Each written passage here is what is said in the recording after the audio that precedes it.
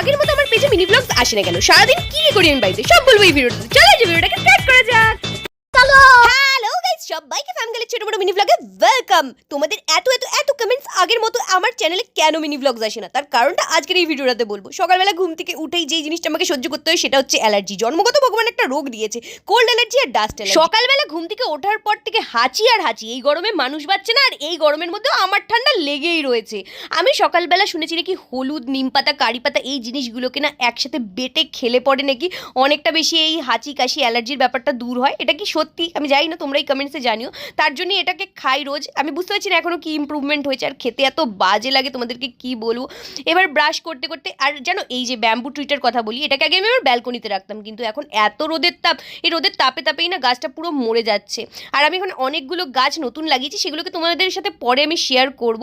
আর আমার যে মাধবীলতা গাছটা ছিল ওটাতে পাতাও হয়েছে। এই কচু গাছটাকে নতুন এনেছি, বাই দ্য ওয়ে আরও কয়েকটা গাছ লাগিয়েছি, সেগুলো তোমাদেরকে পরে দেখাবো বললাম।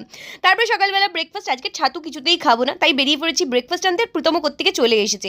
আজকের একটু হেলদি ব্রেকফাস্ট করবো আর ভালো কিছু খাবো, তাই পাউরুটি নিয়ে নিয়েছি আর নিয়ে নিয়েছি ডিম। এর থেকে আরো ভালো ব্রেকফাস্ট করা যায়, কিন্তু নিজেকে বানিয়ে খেতে হবে এটা ভেবেই গায়ে জ্বর আসে। তাই আর এর থেকে বেটার আমি কিছু পেলাম না। পাউরুটিটাকে সেঁকে নিলাম, ডিম সেদ্ধ বসিয়ে দিয়েছি, ব্যাস এরপর পাউরুটিতে জ্যাম মাখাবো আর খেয়ে নেবো। দেখো এই ব্রেকফাস্ট করতে করতেই আমার কতটা টাইম সকালবেলা চলে যায়। আর তারপর রয়েছে ঘরের এক গাদা কাজ, আর এর সাথে নিয়েছি আমি কিছুটা খেজুর। এই খেজুরগুলো আমি সকালবেলা খাই। যেহেতু আমি রান্নার রটাও পারি না, তাই আমি রান্নাঘরে কিছুই করি না।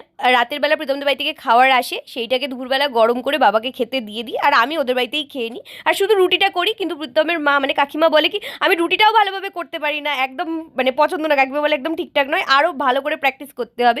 এদিকে বাবাকে খাবার দিচ্ছি, আর এদিকে হাসতে হাসতে আমার অবস্থা খারাপ।